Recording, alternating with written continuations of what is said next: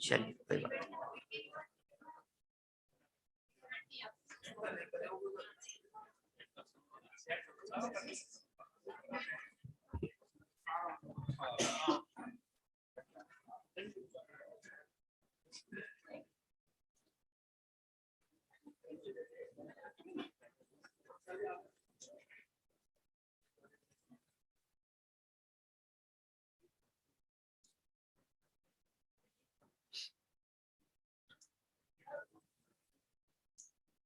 पुष्प वृष्टि कर रहे हैं क्या भाई साहब? चलिए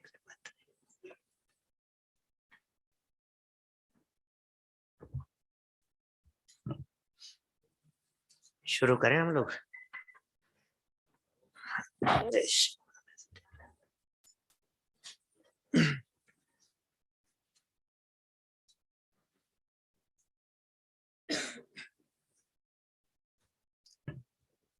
मंगलाचरण से बात शुरू करते हैं।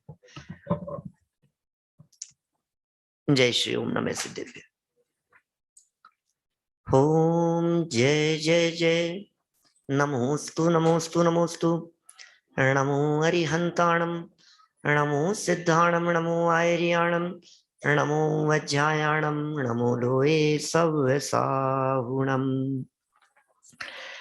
वंदितु सव्यसिद्धे ध्रुवमचलमणोममं गदिं पते। वोचामि समय पाहुड विणमो सुध केवली वणितम्। नमः समय साराय स्वानुभूत्या चकासते चित् स्वभावाय भावाय सर्वभावांतरच्छिदे। जिन स्वानुभूति से खीरी मम स्वानुभूति मधिगिरी। श्री विमल धारा जैन श्रुत आनंद अमृत से भरी। समता प्रवाह बहावती रागादि विकल्प तोड़ी के। माँ सरस्वती प्रतिभाव वंदन दृष्टि निज में जोड़ी के। दृष्टि निज में जोड़ी के। ग्रंथराज समयसार जी यहाँ विराजमान है। आचार्य भगवान कुंद कुंदाचार्य देव की यह परम उपकारी अनुपम रचना है। सच में एक एक शब्द भव्य जीवों के महाभाग्य से प्रस्फुटित हुआ है। हमारा ही महाभाग्य है जो हमें यह ग्रंथ समयसार आज अखंड रूप से उपलब्ध हो गया। भरत क्षेत्र के पामर जीवों को साक्षात तीर्थंकर परमात्माओं का विरह बुला देने में समर्थ ये अपूर्व ग्रंथ, इसकी एक एक गाथा चैतन्य आत्म तत्व का दर्शन करा देने में समर्थ है। इसकी एक एक गाथा ऐसी है जो ये बताती है कि तुम आत्म तत्व का अनुभव कैसे कर सकते हो, अतंद्रिय आनंद का स्वाद कैसे लिया जा सकता है, ये पामर से परमात्मा कैसे बन सकता है। ये चर्चाएं इन गाथाओं में हैं। एकत्व विभक्त भगवान आत्मा की चर्चा बतलाने की प्रतिज्ञा कुंद कुंदाचार्य देव ने प्रारंभ में ली थी। ऐसी प्रतिज्ञा ली थी कि मैं सिर्फ और सिर्फ एकत्व विभक्त ज्ञायक भगवान आत्मा की चर्चा ही बताऊंगा। 5वीं गाथा में प्रतिज्ञा की थी, मैं बताऊंगा लेकिन तुम छल ग्रहण नहीं करना। और फिर आगे 6ठी गाथा से ही उस एकत्व विभक्त आत्मा को बतलाना शुरू कर दिया। प्रकरण आगे बढ़ता चला गया और हम यहाँ भक्ति में आ गए। विधान चल रहा हो और भक्ति नहीं हो, विधान के बीच में होती है ना वैसा भक्ति, क्या विधान के बीच में भक्ति कर रहे हैं अपन। ये समय सार में की गई भक्ति है। कल्पद्रुम महामंडल विधान चल रहा है कोलारस नगर में और हम यहाँ इस विधान के अवसर पर बीच बीच में कर रहे हैं भक्ति। और सच्चा भक्त वो होता है जब भक्ति करते करते भक्ति के भावों में ऐसा डूब जाता है कि प्रभु तेरा और मेरा अंतर ये निरंतर में बदल जाता है ना। प्रभु तेरे मेरे अंतर को अविलंब निरंतर से भर दो, ये होती है भक्ति। हम तादाद में हो जाते हैं प्रभु के साथ में। जब प्रभु का और अपना भेद नहीं रहता है, जब प्रभु की वाणी कर्णेंद्री का विषय नहीं बन करके उस रूप हम जब समा जाते हैं और परिणम जाते हैं, तो होती है अभेद भक्ति। सच में अभेद भक्ति ही सच्ची भक्ति है। भेद रूप भक्ति तो अनंतवार की है। अब यहाँ अभेद भक्तियों की चर्चा चल रही है। अभेद सो निश्चय और भेद सो व्यवहार, ये व्यवहार और निश्चय की परिभाषाएं हैं। व्यवहार किसे कहते हैं? बोले भेद, उसका नाम व्यवहार। निश्चय किसे कहते हैं? कि बोले अभेद सो निश्चय, भेद सो व्यवहार और अभेद सो निश्चय। तो यहां जिस भक्ति की चर्चा चल रही है, ये भक्ति कैसी भक्ति है? बोले इस भक्ति का नाम है अभेद भक्ति। बोले किससे किसका अभेद? कि अपना उपयोग अपने त्रिकाली ध्रुव के साथ में जब होता है अभेद, तो इंद्रियां भी जीत ली जाती हैं और मोह भी जीत लिया जाता है। क्योंकि इस अभेदता के अभाव में ये जीव अनादिकाल से दुखी होता आ रहा है। तो आचार्य देव से शिष्य ने कहा कि महाराज मैं बहुत परेशान हूं। तो बोले अपने आत्मा का अनुभव कर। तो शिष्य ने कहा आत्मा का अनुभव कैसे करूं? ये इंद्रियां बहुत परेशान करती है। मैं आंख से देखता हूं तो मुझे आत्मा दिखाई नहीं देता, मैं कान से सुनने का प्रयत्न करता हूं तो मुझे आत्मा सुनाई नहीं देता, मैं चखने का प्रयास करता हूं तो मुझे आत्मा का स्वाद नहीं आता, मैं छूने का प्रयास करता हूं तो आत्मा तो अस्पर्शी है, उसे छुआ नहीं जा सकता है। मैं कैसे स्वाद लूं ये तो बताओ। तो आचार्य देव ने 31 नंबर गाथा में कहा कि भाई तो इंद्रियों को जीत ले। जब इंद्रियों को जीतने की बात कही जा रही थी, तो इस बात को जब विस्तार दिया गया, तो शिष्य ने फिर कहा कि प्रभु इंद्रियों को तो जीत लूंगा, लेकिन मोह बहुत परेशान करता है। क्या? मोह तो बहुत खतरनाक है। मोह ऐसा जाल डालता है, ऐसा जाल डालता है, ऐसा पासा फेंकता है कि हम उस मोह के चक्कर में उलझ करके रह जाते हैं। तो आचार्य देव ने यहाँ मोह को जीतने की विधि और प्रक्रिया की भी चर्चा की है। कैसे जीते आखिर मोह को, कैसे जीते? लेकिन कैसे जीते इसके पहले एक प्रश्न करूं आपसे कि क्यों जीते ये तो बताओ। कैसे जीते की चर्चा तो हम कर लेंगे, लेकिन जीते क्यों? तो आचार्य देव कहते हैं मोह दुख का घर है भैया। ये मोह की महिमा लिखी टोडरमल जी साहब ने। तो मोह जब इस जीव के ऊपर हावी हो जाता है, फिर इसे आत्मा नहीं दिखता, फिर इसे परमात्मा नहीं दिखते, फिर इसे जिनवाणी नहीं दिखती, फिर इसे स्वाध्याय नहीं दिखाई देता है। मोह ऐसा हावी हो जाता है इस जीव के दिलो दिमाग पर, ऐसा हावी हो जाता है मोह कि फिर इसे क्या दिखता है कि कष्ट देने वाले स्त्री पुत्रादिक भी, वो भी इसे ऐसे नहीं है तो अपने, है तो अपने। 93 नंबर पेज, मोह की महिमा। 93 नंबर पेज पर टोडरमल जी साहब ने मोह की महिमा की चर्चा की है। ये स्त्री पुत्र आदिक प्रकट चौड़े कष्ट देते हुए दिखाई देते हैं, लेकिन फिर भी दौलत राम जी लिखते हैं तिन्ही को सेवत गिनत चैन। नहीं नहीं कोई बात नहीं, बिल्कुल साफ दिखाई दे रहा है। भाई भाई में पैसे को लेकर के, प्रॉपर्टी को लेकर के झगड़े हो रहे हैं, बिल्कुल स्पष्ट दिखाई दे रहा है। जिस बेटे के लिए, जिस पत्नी के लिए मरे जा रहे हैं, वो हमारे प्रतिकूल होती हुई दिखाई देती है। एक बात प्रतिकूल कह दो तो तुरंत सामने से जवाब मिल जाता है, हमारे को पता लग जाता है कौन किसका है।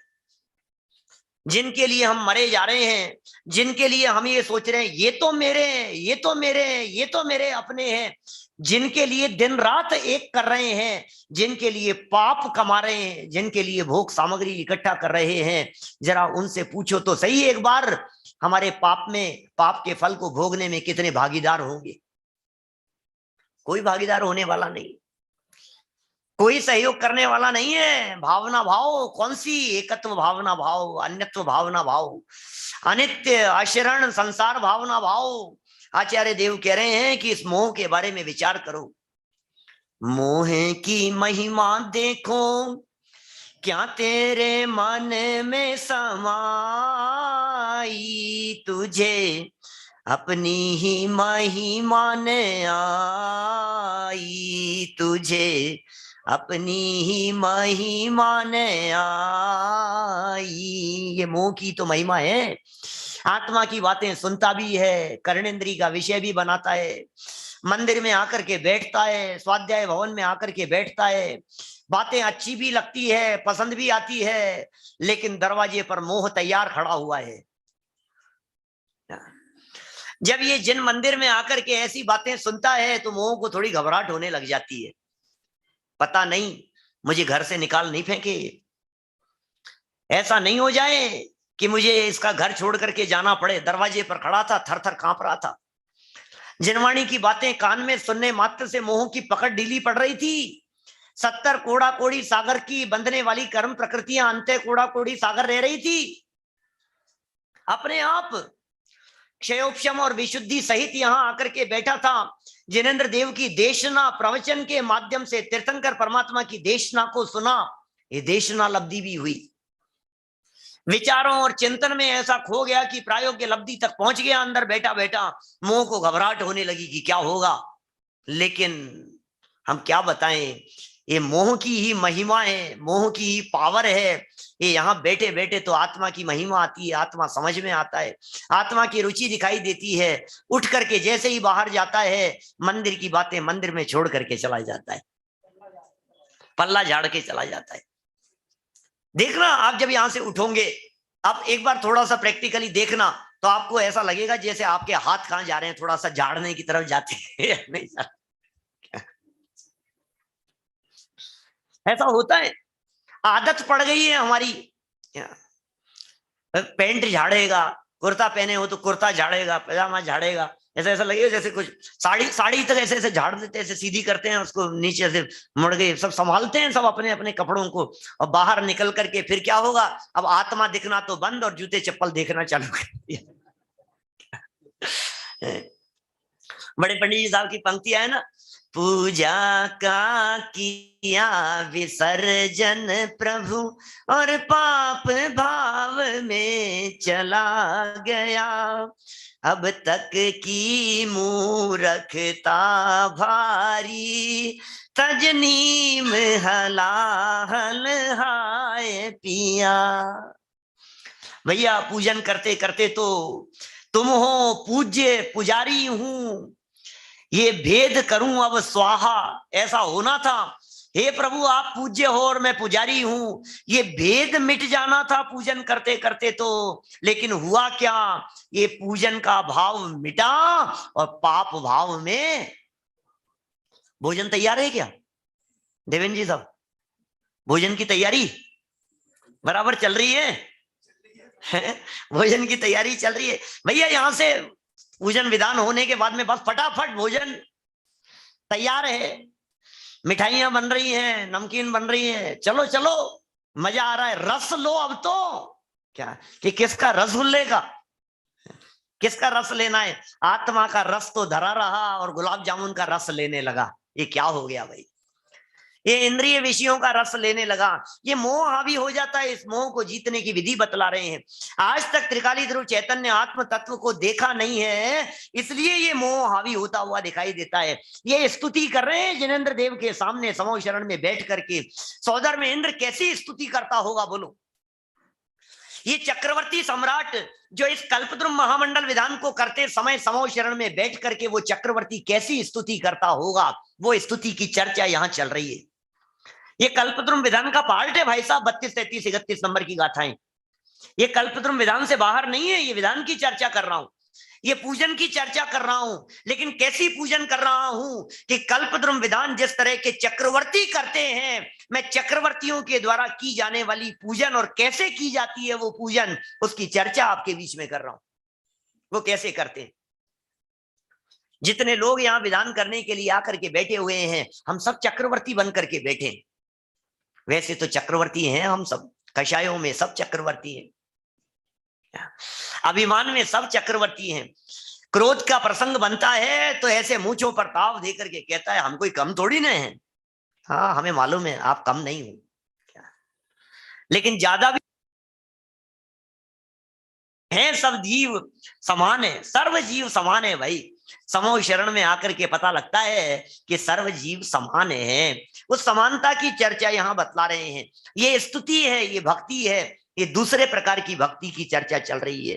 पहले प्रकार की भक्ति और स्तुति में इंद्रियों को जीतने की बात कही, और दूसरे प्रकार की भक्ति में जित मोह जिन। दूसरी भक्ति कौन की? जित मोह जिन।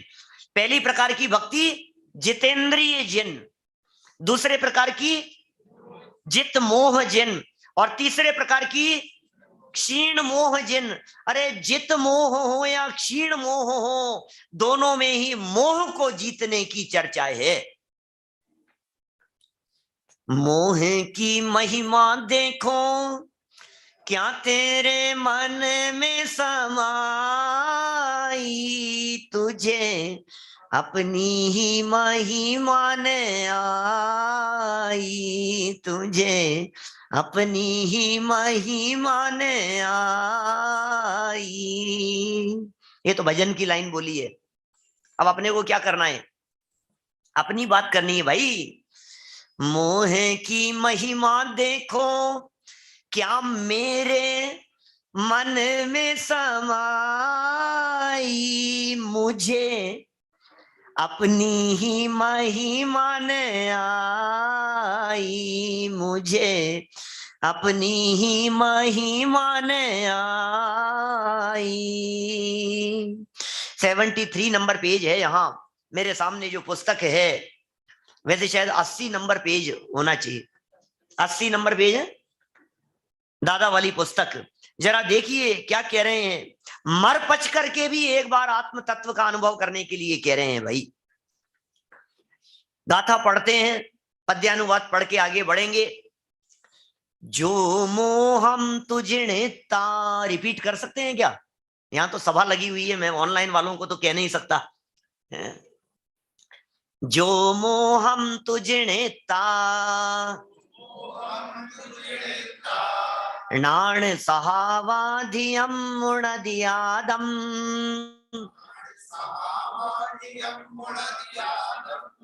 तम जिद मोहम साहुम परमठ वियाणया बेंती। ओ यहाँ तो दीवारों पर भी समय सार लिखा है?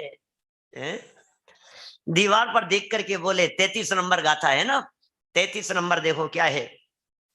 जिद मोह सदुजैया, जिद मोह सदुजैया,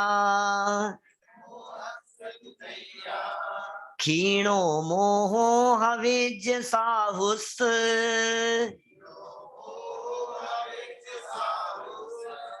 तैयाहु क्षीण मोहो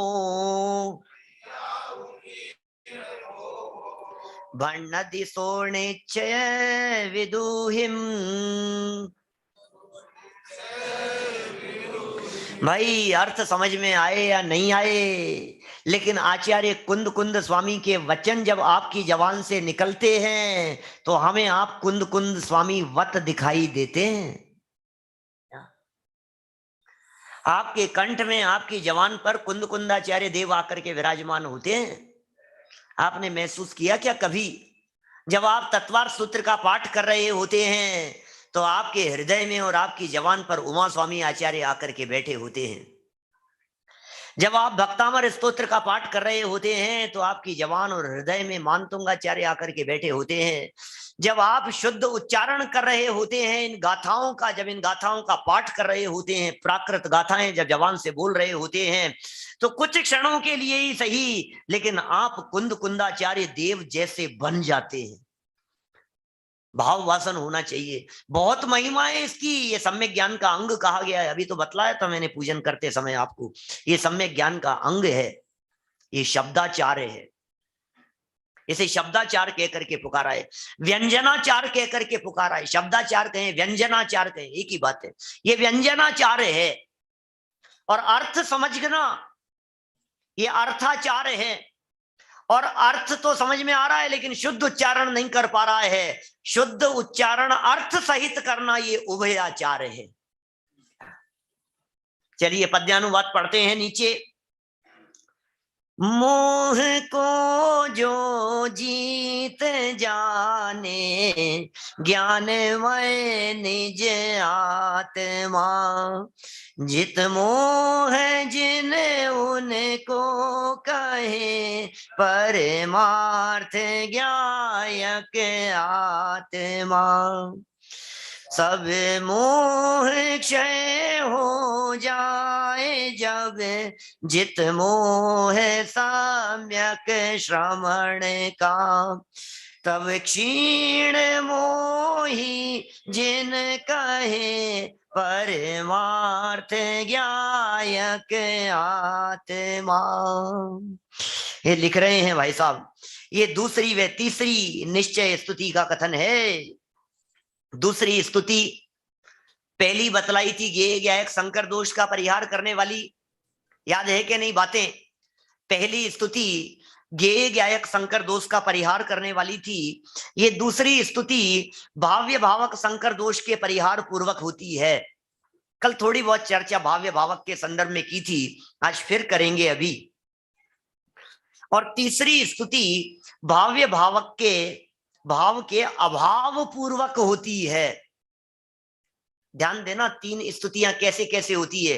पहली स्तुति कैसे करें, क्या जैसे आरती करते हैं ना, तो पहली आरती श्री जिन राजा है ना, दूसरी आरती सिद्धन केरी, तीसरी आरती सूर्य मुनिंदा, चौथी आरती श्री उपजाया।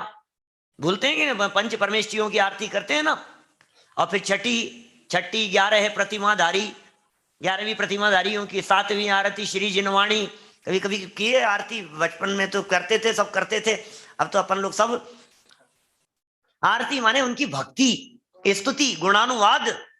तो पंच परमेष्ठियों का गुणानुवाद ये कह रहे हैं। जब पंच परमेष्ठियों के गुणानुवाद की चर्चा यहाँ चल रही है तो हमें एक बात बतलाइए, 3 प्रकार से स्तुति करना है। पहली स्तुति कैसे करेंगे? बोले गेय गायक संकर दोष का परिहार करके आप पहले प्रकार की स्तुति कर पाएंगे, गेय गायक संकर दोष का परिहार करके। दूसरे प्रकार की स्तुति वो कौन करता है? बोले दूसरे प्रकार की स्तुति जितेंद्रिय जिन नहीं, जित मोह जिन करते हैं, मोह को जीत लेने वाले। और करते कैसे हैं, कैसे करते हैं? बोले भाव्य भावक दोष का परिहार। भाव्य भावक नाम के संकर दोष का परिहार होने पर ये दूसरे प्रकार की स्तुति होती है। और तीसरे प्रकार की स्तुति में भाव्य भावक संकर दोष रहता ही नहीं है, माने भाव्य भावक का ही अभाव हो जाता है, भाव्य भावक का ही क्षय हो जाता है। उसके अभाव पूर्वक तीसरी स्तुति होती है गेय गायक संकर दोष। इसकी चर्चा तो पहले अनेक बार की है। गेय गायक संकर दोष की चर्चा वो तो बहुत बार हुई है, अनेक बार आपने जानी भी है, अनेक बार आपने सुनी भी है, आपके परिचय में भी आई है, आपके अनुभव में भी आई है। गेय गायक संकर दोष क्या होता है? ज्ञान में गेयों की मिलावट, ये गेय गायक संकर दोष है। ज्ञान में गेय की मिलावट। अब कह रहे हैं ज्ञान में गेय की मिलावट की चर्चा तो उसका तो निषेध पहली स्तुति में हो गया। अब तो ज्ञान पे मोह की धूल पड़ी है। क्या ये ज्ञान न्यारा और मोह न्यारा, इस धूल को मिटा देने वाली चर्चा इन स्तुतियों में की जा रही है।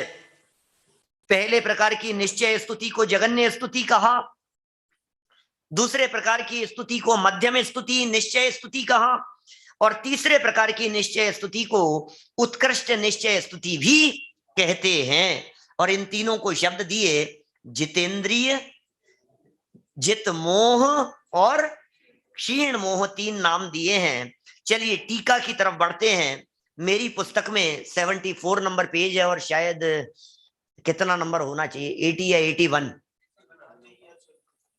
81 होना चाहिए नई पुस्तकों में। नया वाला जो एडिशन है ना जो सब जगह पर उपलब्ध है ऑनलाइन वालों के पास में, उसमें 81 होना चाहिए पेज, 80 या 81 नंबर पेज है। जो मुनि मुनिराजों की चर्चा है, माने जित मोह कौन होंगे? मुनि होंगे। ये जित मोह कौन से गुणस्थान वाले होंगे? हमने एक दिन गुणस्थान भी बतलाए थे आपको। ये कौन से गुणस्थान वाले हैं? जितेंद्रिय कौन से गुणस्थान वाले हैं? कल की थी क्या चर्चा? जितेंद्रिय, जितेंद्रिय कौन से गुणस्थान वाले हैं? चौथे से सातवें गुणस्थान तक भव्य प्राणियों के माध्यम से जो स्तुति होती है वो इंद्रियों को जीतने वाली होती है, वे जितेंद्रिय जिन कहलाते हैं। वो पहले प्रकार की निश्चय स्तुति होती है, सम्यक दृष्टि जीव करते हैं।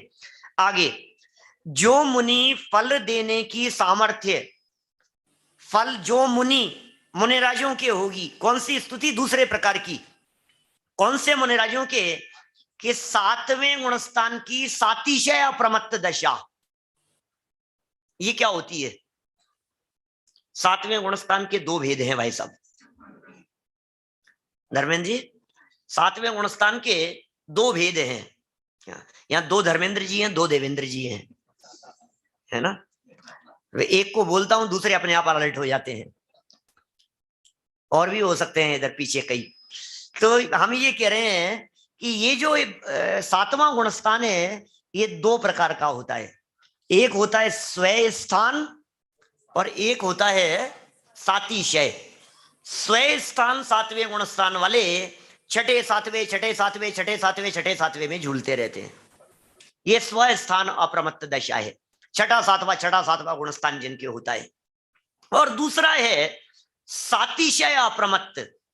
ये सातवें गुणस्थान की वो दूसरी दशा है जिसमें समझ लीजिए आप, एकदम जो एरोप्लेन है वो जमीन पर चलता चलता वो टेक ऑफ करने लगता है, एकदम स्पीड पकड़ ली उसने, और फिर एकदम बेल्ट को संभाल करके अपन बैठ जाते हैं फ्लाइट में, ऐसा बिल्कुल कस करके पकड़ लिए एकदम। ये तो क्या हुआ, झटका लग गया। अब ये एकदम तेजी पर चले गए, सातवें गुणस्थान से अब आठवें में जाएंगे, नौवें में जाएंगे, 10वें में जाएंगे। और ये चूंकि ये जीतने वालों की ही चर्चा चल रही है, नष्ट करने वालों की चर्चा नहीं चल रही है। जीत तो लिया, दोबारा हावी हो जाएगा। अभिमन्यु जैसी हालत है। अर्जुन के पुत्र अभिमन्यु ने जिस तरह से चक्रव्यूह को तोड़ना, प्रवेश करना, जीतना की कला तो जानता था, जीत तो लिया था, लेकिन नष्ट नहीं किया था। वापस खड़े हो गए थे। हो जाएंगे कोई बात नहीं, लेकिन जितनी देर तक जीता हुआ है उतनी देर तो शांति है, उतनी देर तो शत्रु उपद्रव नहीं मचा रहा है। देखिए शब्द पढ़ रहा हूं यहां से, क्या लिख रहे हैं। जो मुनि फल देने की सामर्थ्य से, अब मुनिराज को तो एक तरफ आप बिठा लीजिए, फल देने की सामर्थ्य से, माने फल देने की सामर्थ्य किसमें है? कि उदय रूप होकर, फल देने की सामर्थ्य और उदय रूप होकर। बोले क्या? जो उदय रूप हो गया, बोले भावक पने से प्रकट होते हुए मोह कर्म। ये मोह कर्म भावक है। भावक किसे कहते हैं? भावक, ध्यान देना, जहां क लगाए ना लास्ट में, मोटा मोटा समझने के लिए बतलाता हूं, वो करने वाले के अर्थ में होता है। अध्यापक माने अध्ययन कराने वाला, साधक साधना करने वाला, पाठक पठन करने वाला, आराधक आराधना करने वाला, ज्ञायक ज्ञान करने वाला। लास्ट में क है ना, ये क अक्षर किसके अर्थ में आ रहा है? करने वाले के अर्थ में। साधक, पाठक, आराधक है, ये सब। यहां क्या शब्द दिया है? भावक। भावक माने भाव करने वाला। अब भाव करने वाला एक कराने वाला कह रहे हैं यहां वास्तव में। ये भावक कौन है? भाव कराने वाला। कौन भाव करा रहा है? बोले मोह। मोह का उदय। भाई सब गुस्सा क्यों कर रहे हो? मोह कर्म का उदय। तुम्हें हंसी क्यों आ रही है? क्या हास्य कर्म का उदय। क्या करें? रति का परिणाम, अरति का परिणाम, भय का परिणाम, शोक का परिणाम। बोले अंदर में उस जाति के कर्म का उदय आता है तो ये जीव उस रूप परिणमन करता हुआ दिखाई देता है। लेकिन भावक पने से होते हुए मोह कर्म के अनुसार प्रवृत्ति वाले कौन? भाव्य रूप अपने आत्मा को, भाव्य क्या? होने योग्य, भाव करने जो कर रहा है, भाव जिसके हो रहे हैं, भाव रूप से जो परिणमन कर रहा है वो भाव्य है। मोह कर्म तो भावक है, मोहनीय कर्म। और मोहनीय कर्म कौन सा? उदय में आता हुआ। जब चारित्र मोहनी का तीव्र उदय आता है तो इस जीव की विषयों में प्रवृत्ति होती हुई दिखाई देती है। जब दर्शन मोह का तीव्र उदय आता है तो ये जीव मिथ्यात्व रूप परिणमन करता हुआ दिखाई देता है। मोह का उदय, तो मोह इस जीव को विकारी करा रहा है और ये जीव विकार भाव रूप परिणमन कर रहा है। ऐसा हो रहा है, अनादिकाल से ऐसा होता आया है। लेकिन कुंद कुंद स्वामी कह रहे हैं, बोले ये अनादिकाल से भूल करता रहा है, ये भूल है। अनंत शक्ति सामर्थ्य होते हुए भी ये जीव अपनी सामर्थ्य को तो भूल गया, अपनी योग्यता को तो भूल गया, अपनी पावर को तो भूल गया। भाई अमित जी, अपनी पावर को तो भूल गया, और उस पावर को भूल करके क्या किया इसने? बोले अधीन हो गया, मोह के अधीन हो गया। मैं क्या करूं? कर्म का उदय, मैं क्या करूं? कर्म का उदय। आगे चल करके इस तरह की बातें आएगी। अरे पंडित जी क्या करूं? कर्म के उदय का ऐसा हावीपना बतलाता है ये कौन? देवेंद्र जी भाई साहब जो स्वाध्याय करते हैं ना, वही बताते हैं इस तरह की बातें। स्वाध्याय नहीं करने वाले तो बेचारे अपनी कमजोरी मान लेते हैं, और स्वाध्याय करने वालों से पूछो कि यार क्या बात है, नींद आ रही थी आज? क्या करें पंडित जी, कैसे दर्शनावर्णी कर्म का उदय आ रहा है, पता नहीं क्या होता है।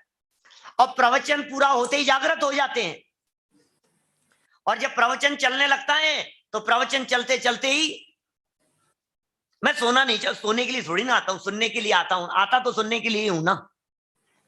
क्यों भाई साहब, यहां तो सब जग रहे हैं, मैं कोलारस वालों की बात नहीं कह रहा हूं, यहां तो सब जगे हुए दिखाई दे रहे हैं।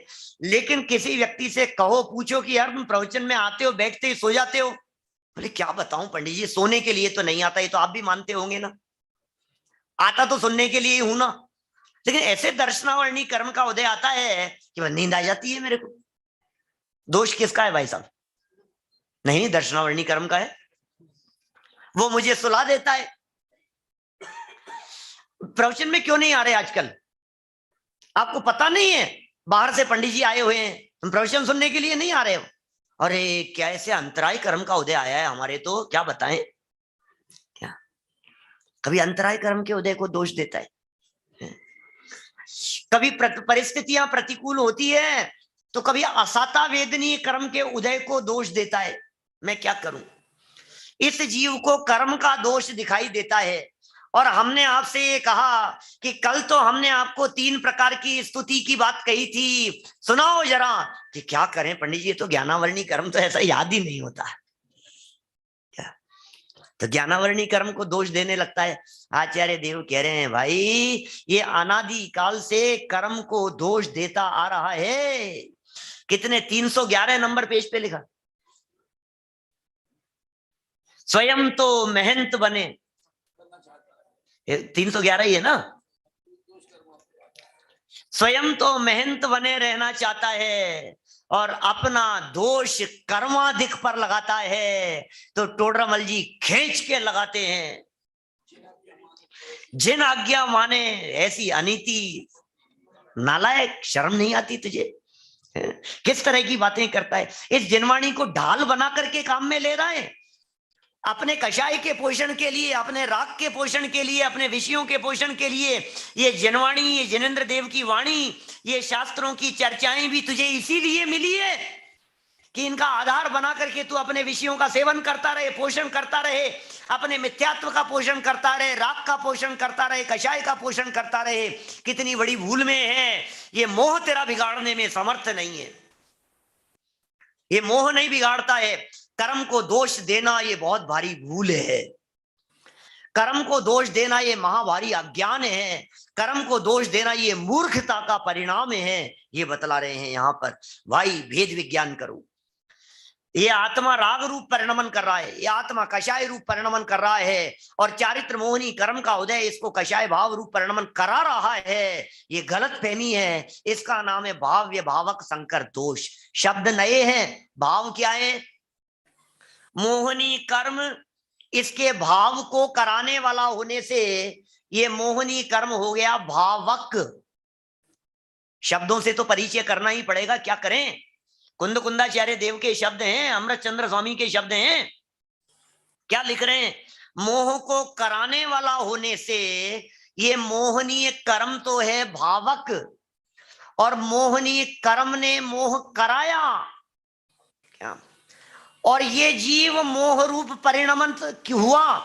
तो जो आत्मा मोह रूप परिणमित हो रहा है वो है भाव्य।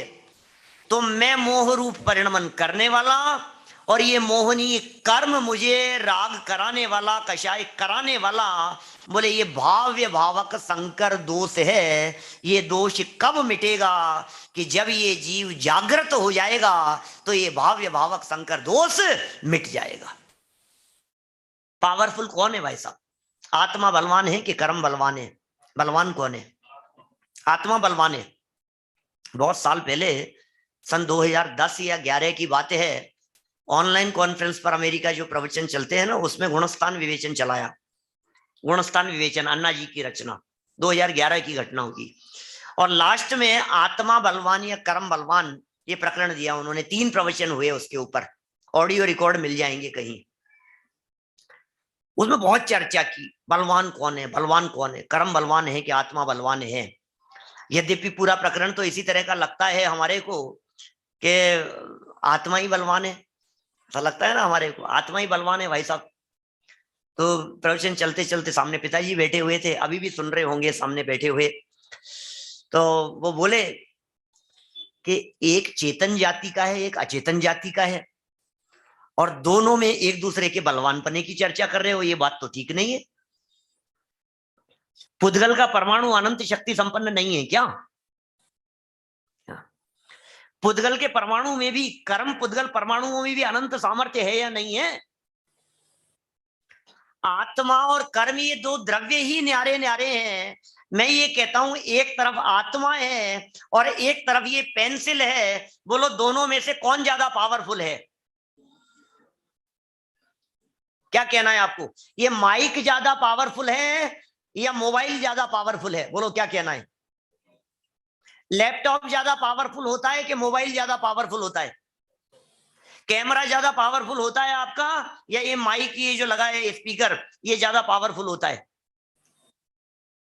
दोनों अपनी अपनी जगह, सीधी सी बात है, इसमें क्या है? तो कर्म कर्म की जगह, आत्मा आत्मा की जगह। लेकिन लेकिन चक्कर क्या है? चक्कर ये है भाई साहब, दोनों की मौजूदगी के काल में ये जीव अपनी अज्ञानता के कारण कर्म की अनादि काल से अधीनता स्वीकार करता हुआ कर्म को जिताता आ रहा है। जब कर्म का उदय आता है तो एक कर्म के उदय के अधीन हो जाता है। अरे अरे, जब जब तीव्र कर्म का उदय आता है ना, आंखों से आंसू बहने लग जाते हैं भाई साहब। जब तीव्र पाप कर्म का उदय आता है, जब बिजनेस अपने प्रतिकूल होता है, जब परिवार अपने प्रतिकूल होता है, जब समाज अपने प्रतिकूल होता है, जब अपयश कीर्ति कर्म का उदय आता है, जब निंदा और आलोचना की परिस्थितियां बनती है, तब इस जीव के आंखों से आंसू आते हैं, दूझता है ये। और आचार्य देव कह रहे हैं, अरे आने दो कर्म का उदय, तेरा क्या बिगाड़ लेगा, विचार तो कर, तू अनंत शक्ति संपन्न है। तू यदि अपनी सत्ता को भूल जाएगा तो ये कर्म हावी होते हुए नजर आएंगे। ध्यान देना, यदि तू अपने स्वरूप को भूल जाएगा, जब जब तू अपने स्वरूप को भूलेगा, ये कर्म तेरे ऊपर हावी होते हुए नजर आएंगे। तू अपने स्वरूप को पहचान लेगा, ये कर्म अपना रास्ता नापते नजर आएंगे। ये रास्ता नाप लेंगे। ये कर्म तुझे परेशान करने में समर्थ नहीं है, ये कर्म तुझे दुखी करने में समर्थ नहीं है, ये कर्म तुझे पीड़ित करने में समर्थ नहीं है। विचार तो कर एक बार गंभीरता से। कर्म कर्म कुछ नहीं है, कर्म कर्म की तरफ देखना बंद कर दे। ये कर्म हावी होते हुए दिखाई देते हैं। ये मोहनीय कर्म जो भावक बनकर के आ गया है, ये मोहनीय कर्म जो विकारी परिणाम कराता हुआ दिखाई दे रहा है। कब तक? जब तक मुझे अपने स्वरूप का भान नहीं है तब तक। गोमट सार कर्म कांड जब पढ़ाया तो कई रहस्य ऐसे निकले, ऐसा लगा कि गोमट सार कर्म कांड में तो कर्मों के गीत गाए होंगे। अरे भाई साहब कर्म प्रकृति, अरे भाई साहब मोहनी कर्म को कोई कमजोर समझाए क्या? मोहनी कर्म कोई साधारण थोड़ी ना है। ये मोहनी कर्म जब अपनी तीव्रता में होता है तो इस जीव को 70 कोड़ा कोड़ी सागर तक रखड़ देता है संसार में। कमजोर समझ रखा है क्या? मोहनी कर्म बहुत हावी है, बहुत पावरफुल है कि भाई। अच्छा, 8 कर्मों में सबसे ज्यादा पावरफुल कौन? बोलो बोलो देवेंद्र जी, धर्मेंद्र जी, कौन है 8वीं? 8 बराबर। फिर भी मोहनी ज्यादा पावरफुल है, ताकतवर है ज्यादा। मोहनी की ताकत तो बहुत है। अच्छा, मोहनी में भी कौन सा मोहनी ज्यादा पावरफुल है? दर्शन मोहनी है चारित्र मोहनी? सुरेश जी भाई साहब, दर्शन मोहनी है चारित्र मोहनी है? अब ये तो भाई साहब चक्कर पड़ जाएगा। आधे दर्शन मोहनी कह रहे हैं, आधे चारित्र मोहनी कह रहे हैं। क्या करें भाई साहब, किसकी माने? हैं? दर्शन मोहनी की माने? दर्शन मोहनी ज्यादा पावरफुल है। कारण, चारित्र मोहनी कर्म अधिकतम बंधन जो होता है वो 40 कोड़ा कोड़ी सागर के लिए होता है, और दर्शन मोहनी कर्म जो है वो 70 कोड़ा कोड़ी सागर का बंधन करा देने में समर्थ दिखाई देता है। ठीक है ना? इसलिए दर्शन मोहनी ज्यादा पावरफुल है।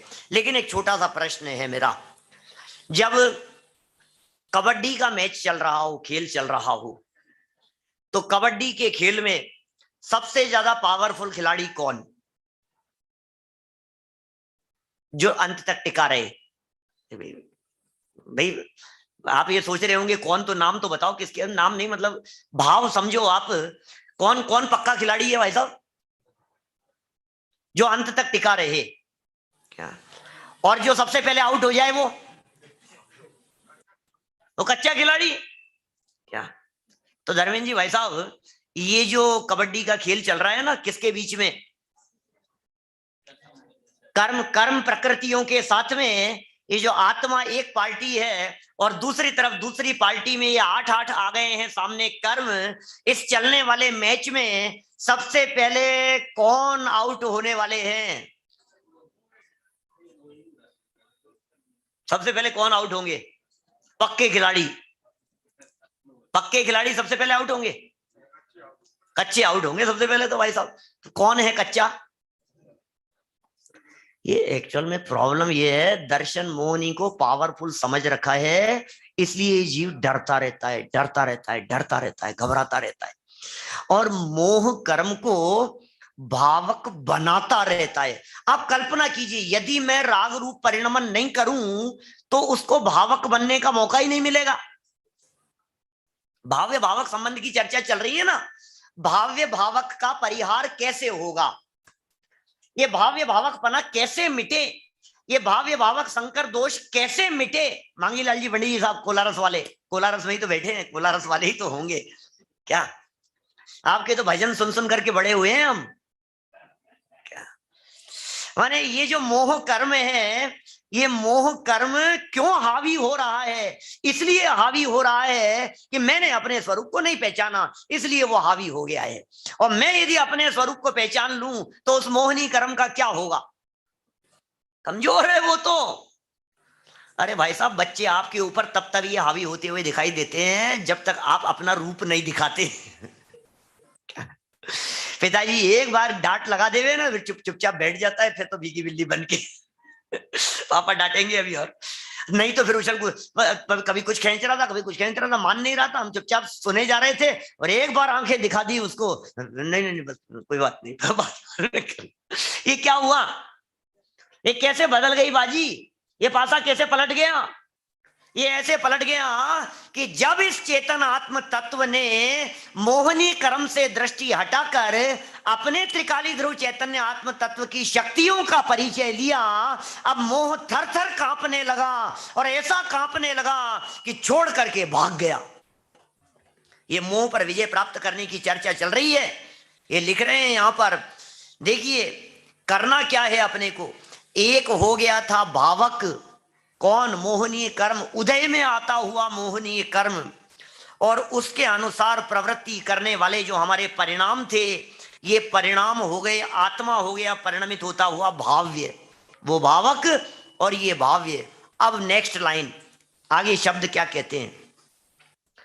अपने आत्मा को भेद ज्ञान के बल से, अपने आत्मा को भेद ज्ञान के बल से, इसका मतलब आपके पास में कुछ पावर है, भेद ज्ञान की पावर है आपके पास में। ये पावर है कि आप उसे दूर कर सकते हैं। आपके पास में ये शक्ति है, जिस शक्ति को देख करके ये मोहनी कर्म नष्ट हो जाएगा, मर जाएगा, जड़ मूल से उखाड़ लिया जाएगा। भेद ज्ञान के बल से इसे दूर करके, मोहनी कर्म के उदय को दूर करके, अरे उदय तो आता रहे, कोई बात नहीं, आने दो उदय, मैं उस रूप परिणमित नहीं होऊंगा। पाप कर्म का उदय तो ऐसा आया कि लगा एकदम कि हम विचलित होते हुए दिखाई दिए, लेकिन मेरी पावर ऐसी थी, समता भाव की पावर, सहजता की पावर, ज्ञायक की दृष्टि की पावर, भेद विज्ञान की पावर, तत्व ज्ञान के चिंतन की पावर। ये जो चिंतन की धारा अंदर में चल रही थी, हमने इस चिंतन की धारा के दम पर सब कुछ सहन कर लिया। जब पीछे कोरोना समय में, कोरोना टाइम पीरियड में हमारे निकट के संबंधियों को हमने जाते हुए देखा, जब उनका वियोग होते हुए हमने देखा, जब उनका अपने से साथ छोड़ते हुए हमने देखा, आज ये चल बसे, आज ये चल बसे, जवान बेटा चला गया, पत्नी चले गई, किसी के हस्बैंड चले गए, किसी की बच्चियां चले गई, कोई विधवा हो गई, क्या कैसी कैसी परिस्थितियां बनी है घरों में। जिसके ऊपर बीतती है पंडित जी उसे ही पता लगता है, बात तो सच्ची है, जिस पर बीतती है उसे ही पता लगता है। लेकिन आचार्य देव यहां कहना चाह रहे हैं, ऐसी बनने वाली प्रतिकूल परिस्थितियों में भी यदि आप अपने वेद विज्ञान के बल से तत्वाभ्यास और तत्व विचार करेंगे तो आप बनने वाली उस प्रतिकूलता को जीत लेंगे। ये जीतने की विधि है, ये तत्व ज्ञान, ये तत्व विचार, ये वस्तु स्वरूप का विचार, ये भेद विज्ञान की चर्चाएं। अरे भैया कोई बात नहीं, इतना ही साथ था, इतने ही समय तक का साथ था, और अलग अलग स्थानों से आए हैं। आपको याद आने लगेगा इष्टोपदेश का श्लोक, अलग अलग दिशाओं से आकर के पक्षी विश्राम कर रहे हैं एक वृक्ष के ऊपर, आपको याद आने लगेगा, आपको कर्म का उदय याद आने लगेगा, आपको क्रमबद्ध पर्याय याद आने लगेगी, आपको प्राग भाव प्रध्वंसा भाव याद आने लगेंगे, आपको संयोगों की असारता याद आने लगेगी, आपको जगत की क्षणभंगुरता दिखने लगेगी, आपको बारे भावनाओं का चिंतन चलने लगेगा। ये भेद विज्ञान का अभ्यास जिसके अंदर में चलता है, अब वो उसके ऊपर हावी नहीं होता है, अब वो गाढ़ा हो जाता है, अब वो मजबूत हो जाता है। बोलो ऐसा है?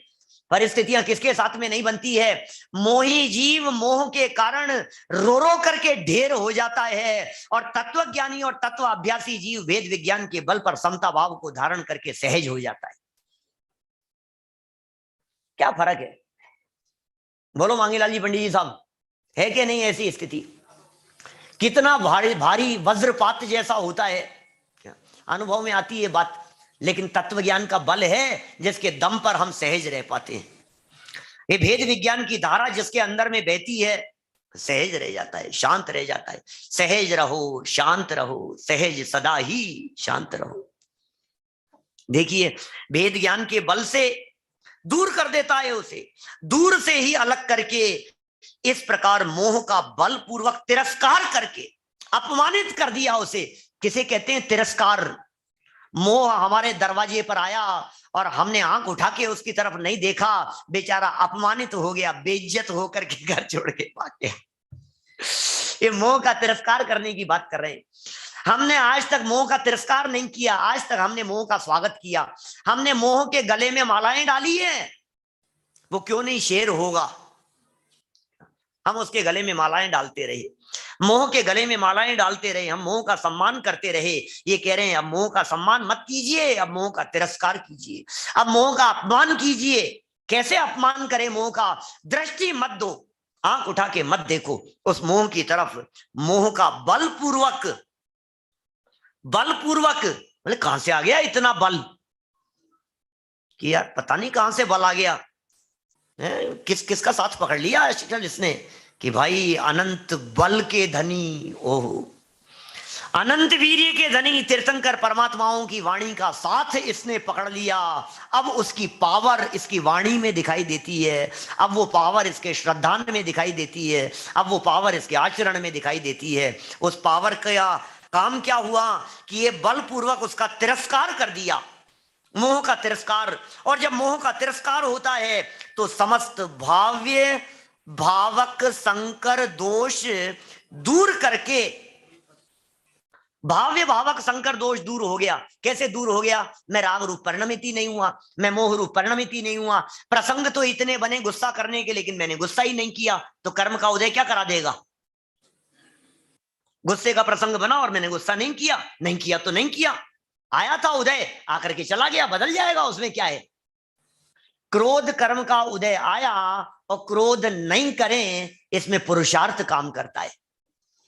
मोह का उदय आवे और ये जीव मोह न करे, राग का उदय तीव्र आवे और ये जीव राग न करे, विभाव भाव का ऐसी प्रतिकूल मान का उदय आवे और ये जीव अंतरंग बल में घमंड नहीं करे, ये पुरुषार्थ का काम है भाई साहब। तो पुरुषार्थ से इसका बलपूर्वक तिरस्कार कर दिया। इससे क्या हुआ? समस्त भाव्य भावक संकर दोष दूर करके, दूर हो गया ये भाव्य भावक का संकर दोष दूर हो गया। एकत्व में टंकोत्कीर्ण शब्द बड़े मार्मिक हैं। कितने बजे तक चलता है अपना? नहीं, और जितना चलता है उतना ही चलाएंगे, विधान भी तो करना है। 10:15 तक चलता है क्या? 10:20 से रोजाना 9:20 से 10:10 तक चलता है वैसे तो। चलो पूरा करते हैं 2 मिनट में। ये क्या लिख रहे हैं? समस्त भाव्य भावक संकर दोष दूर करके एकत्व में टंकोत्कीर्ण, ये इसकी पावर है। विश्व के ऊपर तिरते हुए, एकत्व में टंकोत्कीर्ण, संपूर्ण विश्व के ऊपर तिरते हुए, प्रत्यक्ष उद्योतपने से सदा अंतरंग में प्रकाशमान, सदा अंतरंग में प्रकाशमान। किसकी चर्चा कर रहे हैं ये? अविनश्वर। पता नहीं किसके गीत गा रहे हैं, कौन है ऐसा अविनश्वर? बोले स्वतः सिद्ध, कौन? परमार्थ रूप, कौन? भगवान। अच्छा, भगवान की चर्चा कर रहे हो? अरे नहीं, भगवान आत्मा, भगवान ज्ञान स्वभाव के द्वारा। ये भगवान कोई और नहीं है, ये भगवान अपना ज्ञान स्वभाव है। ये भगवान ज्ञान स्वभाव के द्वारा परमार्थ से सर्व अन्य द्रव्यों से भिन्न अपने आत्मा का अनुभव करते हैं। वे निश्चय से जित मोह जिन हैं, ये दूसरी निश्चय स्तुति है। ये कैसी निश्चय स्तुति की बात कर रहे हैं? ये दूसरे प्रकार की निश्चय स्तुति बतला रहे हैं कि अब भगवान नहीं दिखाई दे रहे हैं, अब परमात्मा नहीं दिखाई दे रहे हैं, अब मोह हावी नहीं हो रहा है, अब हमें परमात्मा स्वरूप ज्ञायक दिखाई दे रहा है। तो ये जित मोह हो गया, माने मोह को अपने ऊपर हावी नहीं होने दिया। ये दूसरे प्रकार की निश्चय स्तुति जित मोह जिन, इनके द्वारा की गई है स्तुति है। देखिए फिर नीचे चल करके क्षीण मोह जिन वालों की चर्चा की है तीसरे प्रकार की स्तुति के संदर्भ में। अपन कल इसकी चर्चा को आगे बढ़ाते हुए आगे 27-28 नंबर का भी बहुत सुंदर कलश है, कल चर्चा को आगे बढ़ाएंगे। सच में ये जो मोह है यही दुख का घर है। इस मोह की वजह से ही आज तक हम अनादिकाल से दुखी होते आ रहे हैं, पीड़ित होते आ रहे हैं। यदि हम मोह को विजय प्राप्त करेंगे तो अल्पकाल में ही निर्वाण की प्राप्ति हमें हो जाएगी। चलिए जिनवाणी स्तुति, फिर विधान प्रारंभ करेंगे। विधान के लिए दोबारा जो लोग हमारे सामने जुड़े हुए हैं, कल्पद्रुम विधान नई पूजन के लिए आपको पुनः जुड़ना होगा।